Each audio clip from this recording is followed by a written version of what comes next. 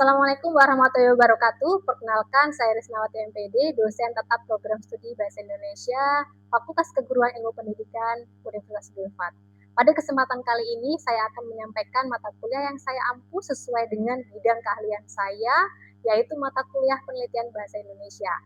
Mata kuliah ini ditujukan untuk mahasiswa program studi pendidikan Bahasa Indonesia semester 6 dengan kode mata kuliah MPS 63302. Mata kuliah ini berbobot 3 SKS dan diselenggarakan dalam 16 kali pertemuan tatap muka dengan rincian 14 kali pertemuan materi serta masing-masing 1 kali pertemuan untuk ujian tengah semester dan ujian akhir semester. Mata kuliah penelitian Bahasa Indonesia ini membahas konsep terkait dengan penelitian Bahasa Indonesia, jenis dan metode penelitian bahasa, teknik pengumpulan dan analisis data kebahasaan hingga penyusunan proposal dan artikel ilmiah. Mahasiswa akan belajar merumuskan masalah penelitian bahasa, melakukan kajian pustaka, menyusun metodologi penelitian, serta menyajikan hasil penelitian dalam bentuk artikel ilmiah yang siap dipublikasikan.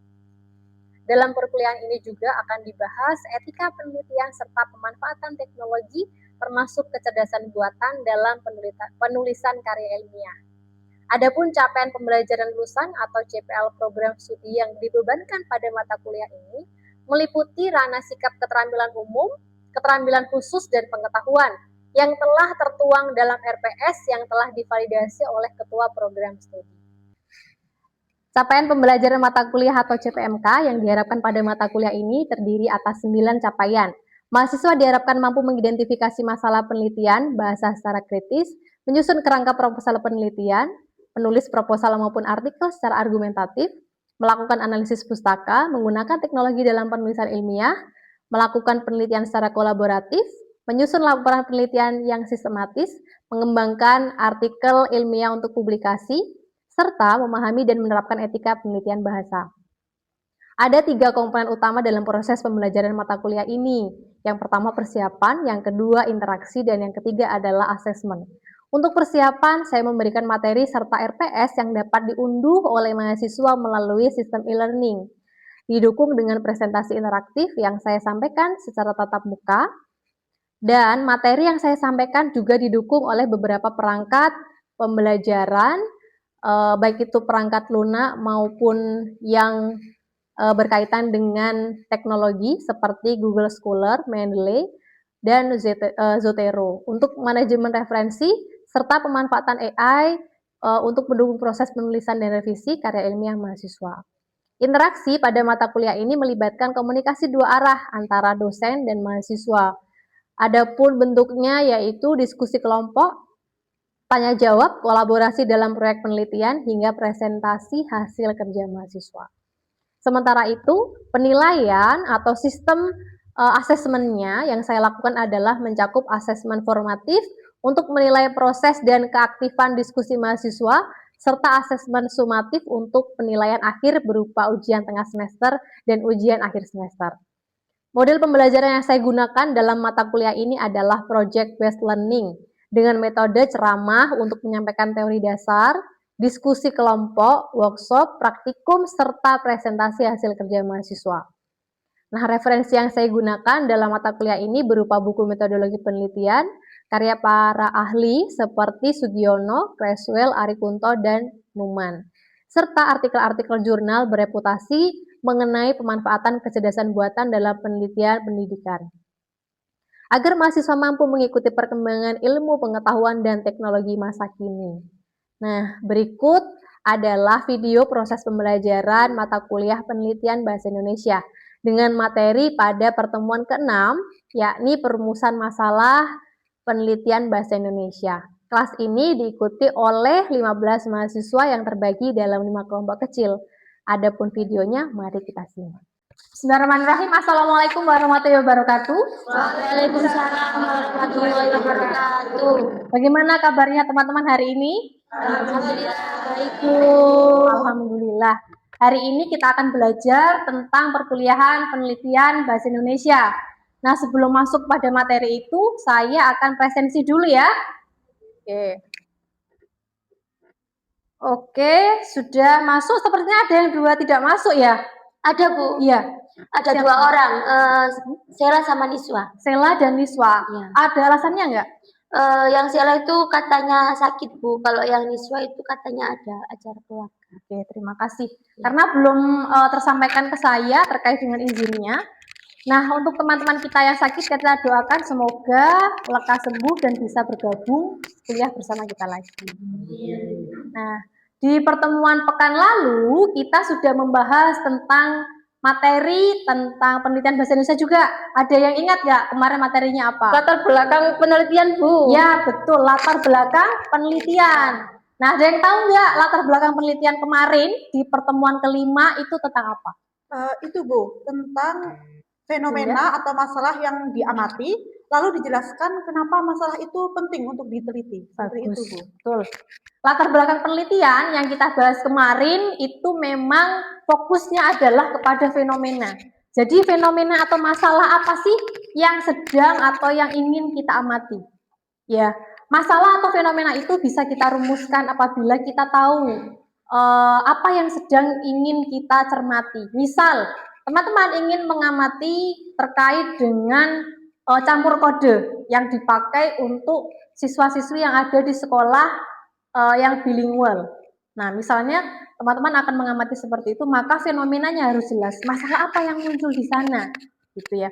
Tapi ada loh penelitian yang tidak membutuhkan latar belakang, yaitu atau masalah, yaitu penelitian pengembangan. Jadi penelitian pengembangan itu berangkatnya bukan dari masalah, tapi dari tujuan penelitian. Misalnya teman-teman akan mengembangkan terkait dengan media pembelajaran atau bahan ajar.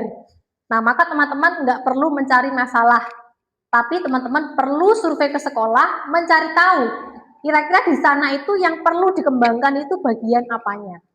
Ya, medianya kah, bahan ajarnya kah, atau bagian yang lain. Ada lagi yang mau menambahkan terkait dengan latar belakang? Saya Bu, boleh. Menurut saya latar belakang itu juga harus didukung dengan data atau teori awal Bu, supaya tidak asal bicara saja. Oke, betul sekali Mbak Dian. Memang dalam perumusan latar belakang, selain fenomena, itu juga ada data dan teori yang ditambahkan dalam deskripsi ya, atau redaksi dalam suatu latar belakang. Karena tanpa adanya data dan juga teori, maka latar belakang itu tidak bisa dinilai sebagai latar belakang ilmiah atau latar belakang yang valid. Sekarang kita fokus pada materi kita hari ini tentang rumusan masalah dalam penelitian. Nah, sebelum lanjut terkait dengan materi, saya ingin tanya dulu terkait dengan mungkin teman-teman sudah pernah membaca artikel atau membaca yang lain terkait dengan apa sih pengertian terkait dengan rumusan masalah itu. Menurut saya rumusan masalah itu pertanyaan penelitian yang mau kita jawab, Bu. Betul. Rumusan masalah di sini sama seperti yang tadi disampaikan Susan berkaitan dengan pernyataan atau pertanyaan ya, yang mana menjawab suatu penelitian. Nah, dalam suatu rumusan masalah itu dibagi menjadi 3, teman-teman. Dibagi menjadi 3. Yang pertama, ini ciri-cirinya adalah rumusan masalah itu harus jelas dan spesifik. Rumusan masalah di sini punya ciri-ciri, yaitu yang pertama jelas dan spesifik. Maksudnya adalah jelas, instruksi atau pertanyaannya itu jelas, bisa dipahami. Misalnya kita mau mendeskripsikan tentang sesuatu hal, bentuk misal, maka yang digunakan bisa bagaimana dan seterusnya. Dan harus spesifik. Kalau kita mau penelitian tentang tindak tutur yang ada di sekolah, maka rumusan masalahnya juga harus berkaitan dengan tindak tutur, tidak boleh berkaitan dengan lingkungan sekolah. Yang kedua berkaitan dengan bisa diteliti. Nah, ini yang paling penting. Suatu hal yang menarik menurut kita, terkadang beberapa hal itu malah tidak bisa diteliti. Sehingga perlu ditekankan bahwa latar belakang di sini itu perlu diperdalam. Makanya itu tadi ada data dan teori ya di latar belakang. Di rumusan masalah itu juga perlu ditegaskan bahwa dia memang bisa diteliti. Nah, kalau rumusan masalah itu bisa menjawab hasilnya ada, datanya ada, maka itu bisa diteliti. Tapi kalau rumusan masalah itu tidak bisa memunculkan suatu data dan hasil, maka tidak bisa diteliti. Berikutnya ada berkaitan dengan teori. Nah, kenapa berkaitan dengan teori? Karena ketika kita merumuskan rumusan masalah, itu pasti akan berkaitan dengan pembahasannya bagaimana, teori apa yang dipakai. Misalnya kita mau menggunakan penelitian pengembangan, maka teori-teori yang harus kita pahami adalah teori-teorinya broad angle, misalnya menggunakan teorinya pengembangan yang apa, 4D, AD, atau yang lain. Itu harus jelas dulu teorinya. Berikutnya, realistis. Nah, ini juga penting dipahami bahwa penelitian dalam rumusan masalah itu harus realistis dan bisa terjangkau, bisa terkerjakan khususnya dalam penentuan datanya. Dan yang terakhir adalah pasti kalimatannya ya, kecuali kalau penelitian pengembangan. Tapi kalau penelitian pengembangan memang bunyinya bukan rumusan masalah, tapi tujuan penelitian. Tapi kalau selain penelitian pengembangan, bunyinya memang rumusan masalah dan harus berupa kalimat tanya. Baik, kalau kita pahami lebih dalam, ternyata setelah kita paham tentang ciri-cirinya, rumusan masalah itu dibagi menjadi 3, teman-teman. Yang pertama yaitu rumusan masalah dilihat dari sisi deskriptif. Deskriptif itu adalah rumusan masalah yang menggunakan kalimat tanya bagaimana. Kenapa? Karena kalimat tanya bagaimana itu untuk membedah penelitian agar jawabannya itu lebih mendalam. Misalnya teman-teman nanti di penelitian itu ternyata ada wawancara. Nah itu terus ada apalagi angket. Kemudian mengamati tuturan. Nah itu berarti yang diperlukan adalah penelitian dengan rumusan masalah yang deskriptif. Kemudian yang kedua adalah rumusan masalah yang berjenis komparatif. Yang komparatif ini adalah dia berkaitan dengan membandingkan ya. Misalnya teman-teman ingin membandingkan terkait dengan penggunaan kurikulum merdeka di sekolah swasta dan sekolah negeri itu seperti apa ya perbedaannya gitu. Terkait dengan penggunaannya, efektivitasnya dan seterusnya. Itu perbedaan atau komparatif. Nah, di komparatif ini pertanyaan yang muncul atau di dalam rumusan masalah adalah pertanyaan apa? Jadi apa perbedaan gitu ya? Penggunaan kurikulum merdeka di sekolah negeri dan swasta. Kemudian yang ketiga adalah asosiatif. Nah, untuk yang asosiatif ini berkaitan dengan hubungan. Jadi apa sih hubungannya? Misal teman-teman mau mengamati tentang fenomena TikTok. Sekarang ngetren banget ya TikTok. Ada yang nggak main TikTok di sini? Ada, oke. Semuanya main TikTok ya. Nah, penggunaan TikTok ini bisa kita amati teman-teman, bisa kita lakukan penelitian. Seperti yang kemarin pernah dilakukan oleh mahasiswa Unisla, jurusan Teknik Informatika, beberapa mahasiswa itu mengamati tentang TikTok. Nah, kalau di bahasa Indonesia gimana Bu? Kita bisa mengamati terkait dengan misal, penggunaan TikTok itu berpengaruh nggak ya sama kemampuan berbicara? Karena sekarang kan pengguna TikTok bukan hanya lingkungan mahasiswa, anak-anak kecil juga sudah menggunakan TikTok. Apakah speech delay itu bisa dipengaruhi dengan penggunaan TikTok yang terlalu sering? Itu juga bisa kita amati. Nah, hubungan TikTok dengan kemampuan berbahasa, itu bisa kita amati menggunakan rumusan masalah yang asosiatif. Nah, itu mencari suatu hubungan. Nah, rumusan masalah ini juga menggunakan kata tanya apa. Jadi apa hubungan gitu ya TikTok dengan kemampuan berbahasa pada anak.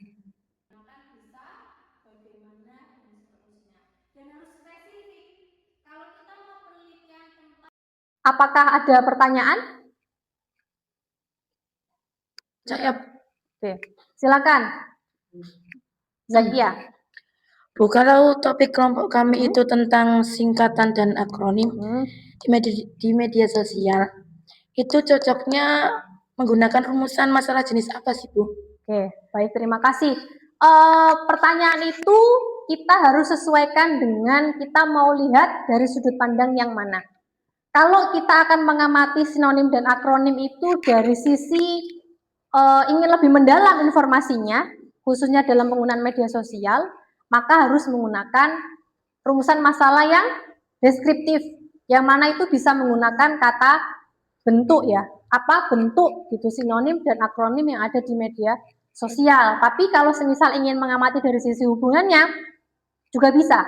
Misalnya apa sih hubungan orang yang bisa menentukan sinonim dan akronim itu terhadap kebiasaan menggunakan media sosial. Mungkin orang-orang yang menggunakan media sosial itu ternyata lebih bisa gitu ya, lebih bisa merumuskan atau menentukan sinonim atau akronim. Itu kalau kita ingin mengamati dari sisi yang asosiatif. Baik, akan saya lanjut berkaitan dengan pembagian kelompok. Oke, di pembagian kelompok ini teman-teman nanti berdiskusi kelompok ya. Kelompoknya dibagi berdasarkan kelompok pekan kemarin ya. Sudah dibagi menjadi 5 kelompok ya. Ini kemarin saya ketik berdasarkan nama yang teman-teman setor di pertemuan lalu. Nah, nanti tugas kelompoknya adalah saya akan membagikan lembar kerja. Di lembar kerja itu silakan teman-teman paparkan berkaitan dengan latar belakang fenomenanya apa, kemudian rumusan masalah yang ditemukan itu apa. Gitu ya. Nanti saya beri waktu sekitar 5 menit untuk mengerjakan dan berdiskusi kelompok. Setelah itu nanti mahasiswa yang ada di kelompok memilih satu temannya untuk mempresentasikan dan yang lain silakan memberikan masukan. Oke. Baik Bu. Ini saya bagikan lembar kerjanya. Kelompok 1, kelompok 2, kelompok 3, 4, dan kelompok 5 ya. Nah, oke, silakan sekarang dikerjakan sesuai dengan instruksinya tadi. Saya ulang, yang pertama teman-teman tentukan fenomena atau latar belakangnya apa sesuai dengan pertemuan pekan kelima kemarin. Yang kedua, teman-teman rumuskan dari latar belakang itu kira-kira rumusan masalahnya itu lebih tepat yang apa ya, gitu ya. Oke, mungkin ada yang sudah selesai? Sudah Bu, tapi masih bingung ini masuk deskriptif atau asosiatif ya? Oke, coba baca lagi ya, berkaitan dengan deskriptif atau asosiatif itu kita tentukan kalau mau mengamati tentang bentuknya, maka deskriptif. Kalau mau mengamati tentang hubungannya, maka asosiatif. Menanyakan bentuknya, Bu. Oh, menanyakan bentuknya, berarti itu berkaitan dengan deskriptif ya. Jadi pertanyaannya adalah bagaimana? Gitu. Oke. Baik, sudah selesai, waktunya habis, sudah 5 menit waktu yang dibutuhkan untuk mengerjakan kelompok tadi. Nanti sekali lagi saya ulang ya, per kelompok silakan memilih satu teman perwakilan untuk maju dan mempresentasikan hasil diskusinya. Kemudian kelompok yang lain silakan memberikan masukan atau tanggapan. Kita mulai dulu dari kelompok 1 ya. Silakan kelompok 1 siapa yang wakili? Saya. Oh, Wina ya, boleh. Silakan maju. Baiklah teman-teman, saya perwakilan dari kelompok 1, izin mempresentasikan hasil diskusi kami. Baik Bu, kelompok kami mengangkat topik campur kode dalam percakapan mahasiswa di grup WhatsApp kelas. Rumusan masalah kami adalah bagaimana bentuk campur kode bahasa Indonesia dan bahasa daerah dalam percakapan mahasiswa di grup WhatsApp kelas. Oke, bagus. Ada tanggapan yang lain? Ada Bu. Oke, silakan. Perkenalkan, saya Dinda dari kelompok 2. Nah, menurut kami itu sudah cukup jelas Bu. Tapi mungkin bisa ditambahkan dari segi konteksnya, misalnya percakapan formal atau informal, seperti itu Bu. Bagus. Dalam perumusan masalah memang ini ya, lebih spesifik, itu konteksnya lebih lebih mendalam, lebih spesifik, konteksnya itu jauh lebih bagus. Karena nanti akan mudah dalam penentuan data. Gitu. Datanya akan lebih mudah, pengumpulan datanya juga akan lebih mudah, dan pengerjaan hasilnya juga akan lebih sistematis sesuai dengan data yang diambil, karena konteksnya itu lebih spesifik. Baik, yang berikutnya kelompok 2, silakan mempresentasikan. Siapa yang mewakili? Oh, Yuyun ya, silakan Yuyun. Baik, perkenalkan Cinta Setiawati dari kelompok 2. Jadi di sini kelompok kami mengangkat topik bahasa gaul di TikTok, Bu.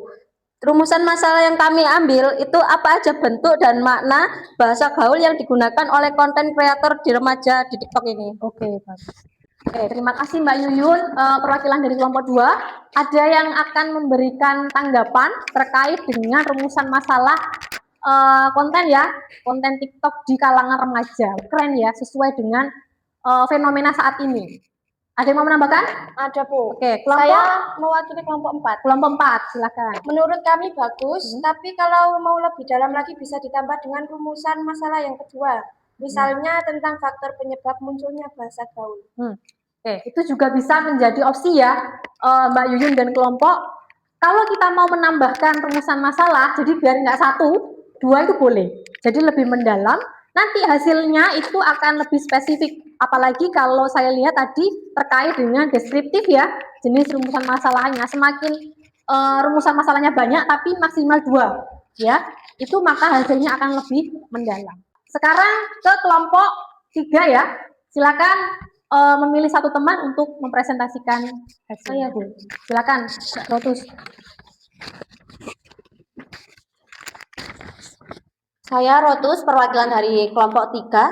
Kelompok kami mengangkat topik alih kode pada caption Instagram mahasiswa. Rumusan masalahnya, bagaimana bentuk alih kode bahasa Indonesia, bahasa Inggris, dan caption Instagram mahasiswa pendidikan bahasa Indonesia. Oke, terima kasih. Berarti kalau kelompok 3 ini lebih fokus ke caption yang ada di dalam Instagram ya.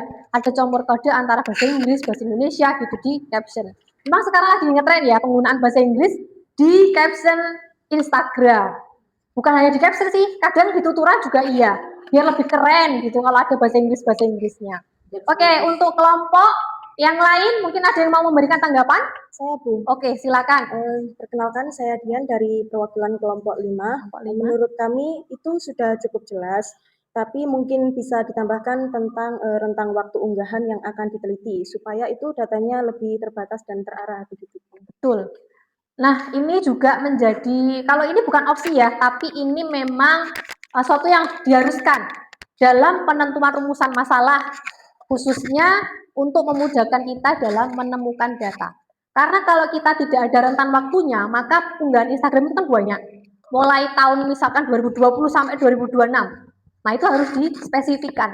Mau mengamatinya itu mulai bulan berapa, tahun berapa, dan akunnya siapa saja. Penentuan akun itu juga harus dilihat. Kenapa akun yang dipilih itu?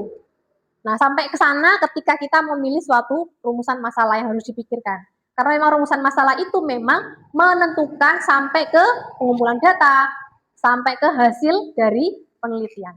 Kita lanjut ke kelompok 4. Mungkin ada perwakilan yang bisa maju, silakan.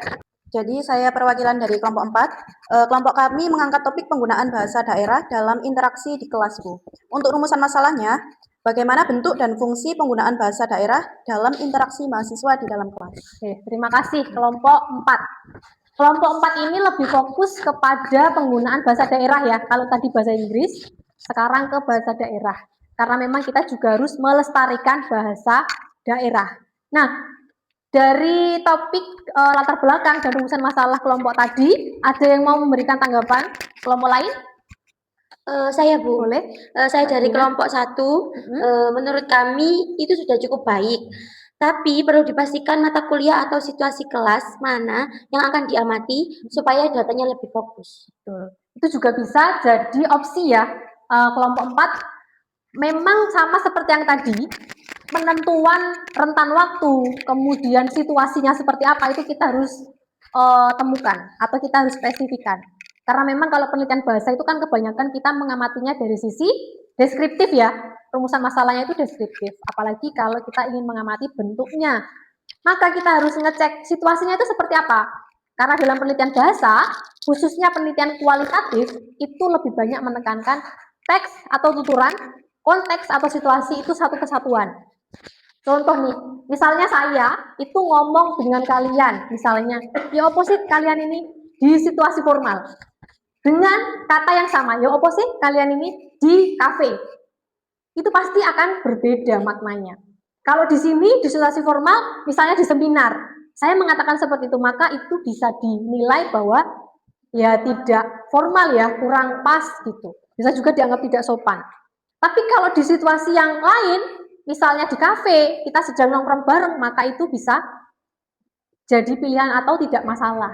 Nah, maka harus ditentukan betul kenapa atau situasinya seperti apa menggunakan bahasa daerahnya. Gitu. Oke, kelompok 4 sudah, sekarang yang terakhir kelompok 5. Saya, Bu. Oke, silakan. Baik, perkenalkan nama saya Dwi Zulia Rindiani dari kelompok 5. Saya akan mempresentasikan kelompok kami mengangkat topik singkatan dan akronim pada unggahan media sosial mahasiswa, Bu. Rumusan masalah kami yakni apa saja bentuk singkatan dan akronim yang digunakan mahasiswa dalam unggahan di media sosial. Terima kasih, silakan boleh kembali duduk. Oke, terima kasih kelompok 5. Ini lebih ke apa saja unggahan mahasiswa di media sosial ya. Sebelumnya saya tanya, kelompok 5 nanti fokusnya ingin yang deskriptif, mengamati lebih dalam atau kualitatif, atau ingin melihat hubungan? Kualitatif ya, oke. Ada yang mau memberikan masukan? Silakan. Saya Shirley, perwakilan dari kelompok 3. Menurut saya sudah cukup jelas, Bu. Mungkin nanti bisa ditentukan juga platform media sosial mana saja yang bisa diteliti, Bu. Oke, itu bisa jadi opsi juga. Jadi platformnya itu misalnya bisa TikTok, bisa Instagram gitu ya, atau pembatasan sumber datanya biar nanti lebih spesifik dan tidak terlalu melebar. Sebelum kita tutup perkuliahan hari ini, jadi ada tugas yang teman-teman harus selesaikan pada pertemuan ini, yaitu rumusan masalah yang teman-teman sudah buat atau sudah susun tadi, silakan diperbaiki kembali, barangkali ada yang perlu diperbaiki ya dari hasil masukan teman-teman yang lain. Karena nanti itu rumusan masalahnya akan berpengaruh pada penelitian berikutnya. Kemudian yang kedua adalah silakan teman-teman lengkapi, barangkali ada yang penelitiannya rumusannya baru 1. Kemudian pengen biar mendalam jadi 2 rumusan, nah itu boleh ditambahkan. Silakan disesuaikan sesuai kebutuhan. Yang ketiga yaitu nanti kalau sudah selesai semua, silakan dikumpulkan di e-learning yang sudah ada ya, yang biasanya kita pakai untuk perkuliahan. Dan yang keempat adalah format yang ada atau format pengumpulan tugas menyesuaikan dengan format yang tadi saya kirim di lembar kerja. Coba dicek halaman ke-5 sampai ke-6 itu ada formatnya berkaitan dengan pengumpulan tugas hari ini. Baik, dari perkuliahan kita hari ini kesimpulannya adalah dalam perumusan masalah atau dalam menentukan rumusan masalah itu memang harus spesifik, harus detail, kemudian harus mencakup latar belakang yang sudah kita buat. Kalau semisal ternyata rumusan masalahnya itu melenceng jauh dari latar belakang, maka itu juga tidak akan bisa terjadi atau membuat penelitian kita menjadi lebih bagus. Sehingga latar belakang, kemudian rumusan masalah itu harus nyambung satu sama lain. Nanti juga ada tujuan penelitian ya, dan manfaat penelitian yang lain.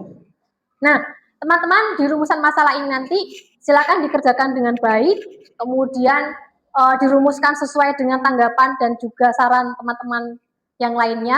Di pertemuan pekan depan itu kita akan membahas tentang tujuan penelitian dan kerangka penelitiannya.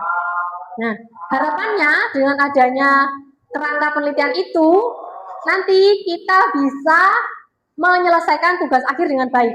Ada yang ingat nggak? Di RPS tugas akhir kita apa? Membuat artikel ilmiah, betul. Jadi tagihan akhir kita membuat proposal itu langkah pertama ya. Akhirnya adalah artikel ilmiah. Oke, itu dulu mungkin di pertemuan kita hari ini. Kalau tidak ada pertanyaan, kita akhiri pembelajaran atau perkuliahan kelas hari ini dengan membaca hamdalah bersama-sama. Alhamdulillah. Sekian, semoga teman-teman sehat selalu. Kurang lebihnya saya mohon maaf. Kita bertemu lagi di pekan depan ya. Tetap semangat menjunjung tinggi integritas akademik perkuliahan dan juga perguruan tinggi. Sekian, saya akhiri. Wassalamualaikum warahmatullahi wabarakatuh.